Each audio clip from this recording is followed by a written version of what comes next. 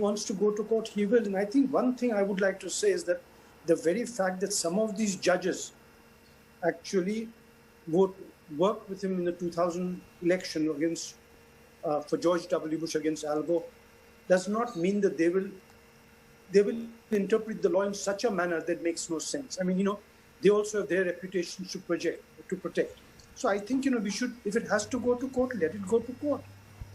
I mean, we are not saying that it's always going to be 6-3, that no judge is going. This is the interpretation of the law and the Constitution.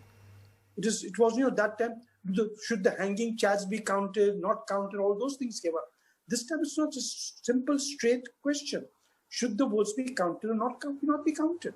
And many states have passed laws. More than once they have said that this is for the local legislatures to decide. In states where the local legislatures have decided, I don't see how they can go ahead. Because we got to wait. I mean, he's like a lot of people I know. I think in a couple of minutes, we should listen to that whole short speech, astonishing, actually, frankly, disgraceful speech by a president of a country. We'll go back to that. But Baj, can we hear from you what your first reaction is to that? I think I'm worried about the Supreme Court like many other people. It's very unbalanced. Like we've discussed about an hour ago, 3 of the judges here actually fought for Bush in 2000 for the Florida case, and they argued that the Supreme Court could overrule whatever the state's laws were. And Kavanaugh has said something very similar to this recently. So it's quite worrying. If he's going to the Supreme Court, he probably has a very good idea of why he's going there. He's not going to each state. He just decided to go straight to the Supreme Court. He's not arguing this at the state level. So he's asking them to take a federal judgment on this, overriding the constitutions of every state. I just... Go ahead. So Harshni, who I greatly respect in her perspective on all these international matters in particular. So Harshni almost has NDTV DNA in her, I feel. But however, really, I won't. You may want to disown that remark immediately. But tell me what's happening, Harshni, in your view. Well, I think this is eventually going to be the election that everyone predicted about a month ago. Rather than in the last few weeks when it seemed as if the polling that came through was not very accurate. And what we did know about a month ago is that the early mail-ins were beginning to come even by then, and people knew that the early mail-ins were going to change the way the election would go. We're used to an American election where almost immediately, as soon as a state's polls close, you have the result. Therefore, we take those early results very, very seriously, whereas in this case, it is clear that you will have to wait for each of those votes to be counted. And I think it's playing out exactly like that, state after state. There are definitely some areas where Trump was expected to do very poorly, where he's done very well. And he has exceeded those expectations. He does have a very clear path to victory. But Biden's path to victory is extremely solid right now as well. So I think one just has to wait out these hours, excruciating as it is, and see how those elections, because eventually, what we're doing is looking at a state and saying, okay, 50% of the vote. But it's still only a third of, 50% of the vote for one candidate, but it's still only 1/3 of the votes that have been counted so far. So I do think that it's necessary to wait because both candidates have a path to victory at present. And of course, we should... But just wanted to ask you... Mm-hmm. Yeah, sorry, Harshni, exactly right. But isn't this... He wants to stop the vote, stop the counting. Isn't that an undermining of democracy of an extreme form? Well, clearly what he wants to do is say that I've been winning so far, so let's just stop it right here.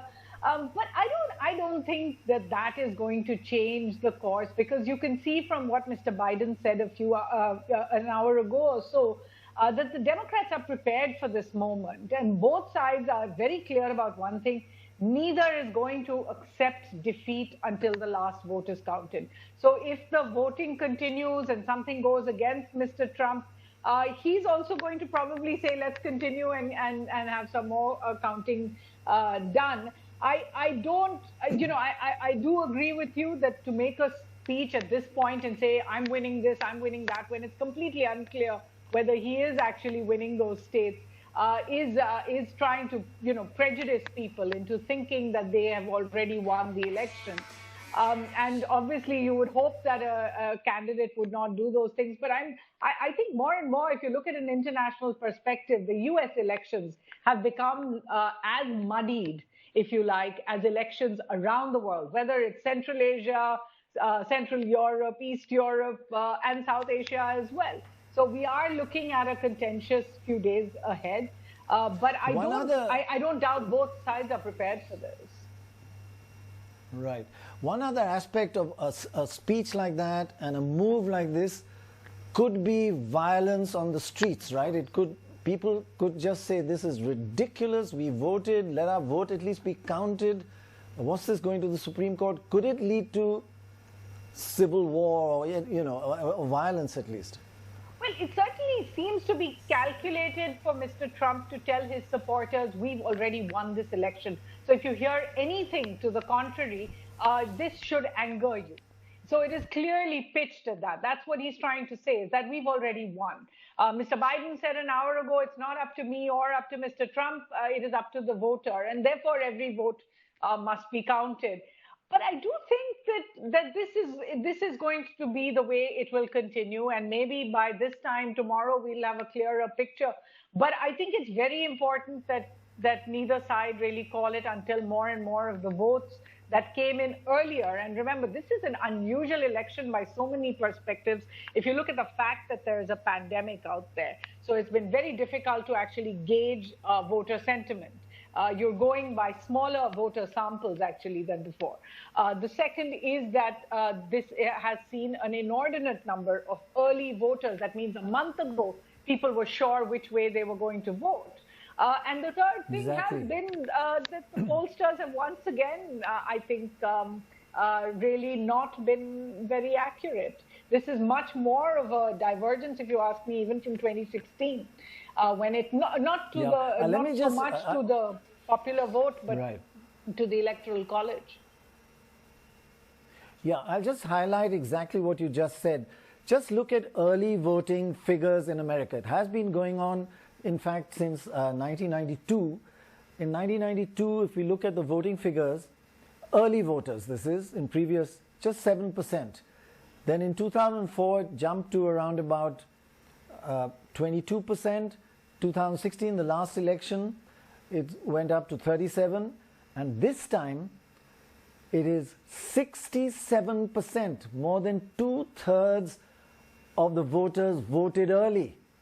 And we just saw that a bulk of them, or a margin of them, were Biden supporters over Trump supporters, the early voters. And they are being counted last. But look at that difference from 37 4 years ago to 67 because of the issues you raised, pandemic and various other factors.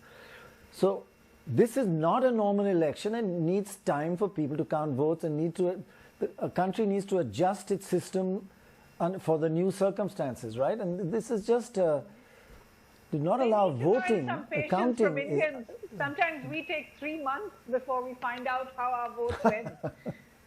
Yeah. We vote and then counting is 3 months later, exactly, or at least 3 weeks later. It doesn't make any difference. We counted, at least they've got a lot to learn from us. But what are the implications of this?